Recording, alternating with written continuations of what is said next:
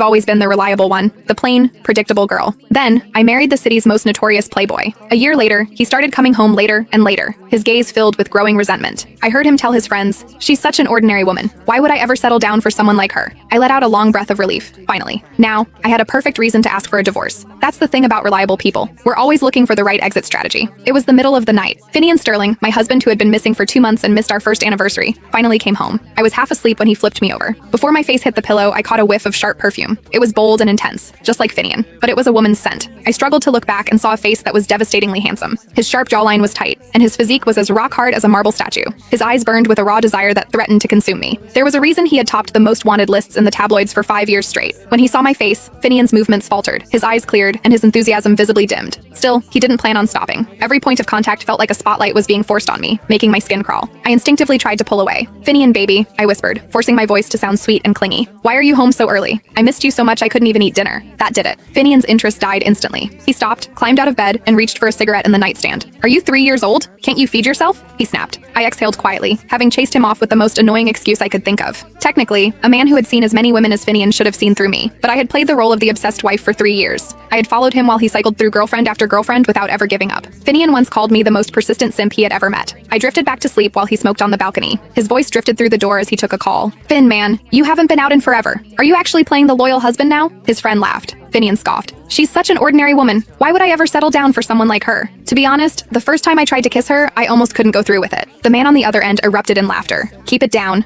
Finian muttered. "It's late, and people are sleeping." Right before I fell into a deep sleep, Finian returned and tossed a small box onto my pillow. I peeked inside with heavy eyes. It was a pair of diamond earrings. They were beautiful, or at least they would have been if I hadn't seen the matching necklace. I knew the necklace cost 10 times more, and that these earrings were just a free gift with purchase. I wasn't angry though. I felt a surge of anticipation. It had been a year. Finian had tried to play the role of the reformed man after we married, but he was finally reaching his limit, and so was I. I'm a reliable person, but I'm also a visual one. I might look ordinary, but I have a weakness for beautiful men. The thought of an unattractive man touching me makes me want to disappear. I've worked incredibly hard my entire life. I knew that without money or family status, a handsome man would never look at me. I crushed my exams, but that wasn't enough. A master's degree wasn't enough, so I got a PhD. With my plain face and my reputation for being a tireless worker, I landed a position at a top-tier federal research institute. I thought I had done enough, but the moment I saw Finian Sterling, I knew I needed more. I worked overtime for my bosses, wrote papers for their kids on weekends, and climbed the ladder. Finally, at a young age, I reached a senior executive level. I finally had the status to pursue a man like Finian. During those 3 years, people tried to set me up on dates. I went to all of them, and every time, I left more determined to get Finian. I would go find him just to wash the image of those average men out of my mind. Once, at 2 in the morning, he needed a sober driver. I didn't hesitate for a second. "Do you really love me that much?" Finian asked. A stunning woman was passed out in his passenger seat, her dress sliding off her shoulder. I nodded firmly. I didn't have a fetish for ugliness. I just appreciated the best.